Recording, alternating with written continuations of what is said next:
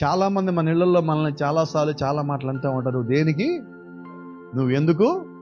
నువ్వు భూమి మీద వ్యర్థము, జనాభా లెక్కలకి, భూమి మీద బరువుకి, ఆధార్ కార్డులో ఫోటోకి మాత్రమే, దేనికి పనికిరావద్దు. అయితే ఒక మాట చెప్తున్నా, వాళ్ళు ఎన్నన్నప్పటికీ నువ్వు క్రీస్తులో ఉన్నావు.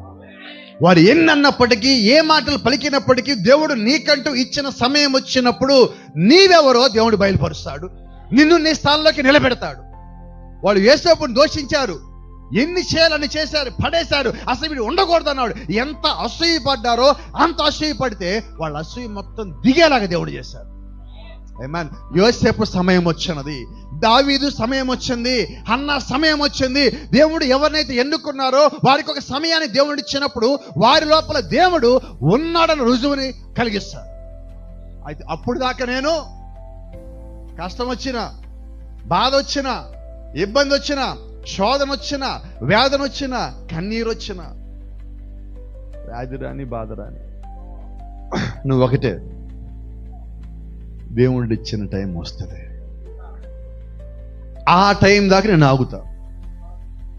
అప్పుడు దాకా నువ్వు ఓపిక పడితే బైబిల్ అంటుంది, అంతం వరకు సహించిన వాడెవడో వాడే రక్షించబడును. ఈరోజు నువ్వు ఓపిక పట్టు. నువ్వు ఎంత ఓపిక పడ్డావో, నువ్వు ఓపిక పట్టిన దానికి ప్రతి దానికి ఆయన రెట్టింపు ప్రతిఫలం ఇవ్వగల దేవుడు అయి ఉన్నాడు.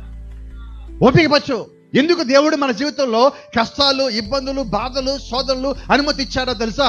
అందరి ముందు నేను సాక్షిగా నిలబెట్టడానికి, నేను నీకు తోడుగా ఉన్నాను అని చెప్పడానికి. నీకొచ్చే కష్టము శాశ్వతం కాదు, నీకొచ్చే వ్యాధి, బాధ శాశ్వతం కాదు, ఈ రోజు నువ్వు ఉన్న స్థితి శాశ్వతం కాదు. శాశ్వతమైన స్థితి నీ కొరకు ఎదురు చూస్తా ఉన్నది.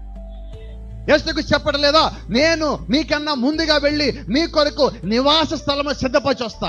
ఎక్కడంటే నివాస స్థలములు శాశ్వతమైన స్థలములు, శాశ్వతమైన రాజ్యములో, శాశ్వతమైన నిత్యత్వములో నిన్ను అక్కడికి తీసుకెళ్తానంటున్నాడు. కాబట్టి ఇక్కడవన్నీ టెంపరీ.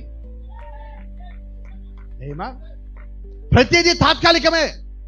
మీకు మాట జ్ఞాపకం చేస్తాను. చిన్నప్పుడు మోషేని వాళ్ళమ్మ ఒక చిన్న బాక్స్లో పెట్టి వదిలిపెట్టింది.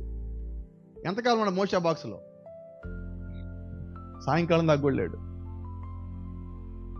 మోషే ఎవరు? ప్రవక్త. ప్రవక్త అంటే దేవుని యొక్క వాక్యంలో భాగం. రెండోది, ప్రవక్త అంటే దేవుని యొక్క దాసుడు. నిజమేనా? మరి దేవుడు యొక్క దాసుడికే శ్రమలు తాత్కాలికంగా ఉండి ఒక్క పూటకే ఎక్కడికి చేర్చాలో దేవుడు అక్కడ చేర్చినట్లయితే, ఈరోజు దేవుడు నిన్ను అంటున్నాడు, నేను దాసుడంలో దేవుడు ఎక్కడ కూడా నా కుమారుడు, కుమార్తె అంటే ఎవరు నువ్వు? ఇప్పుడు దాసులు ఎక్కువ, కుమారులు ఎక్కువ.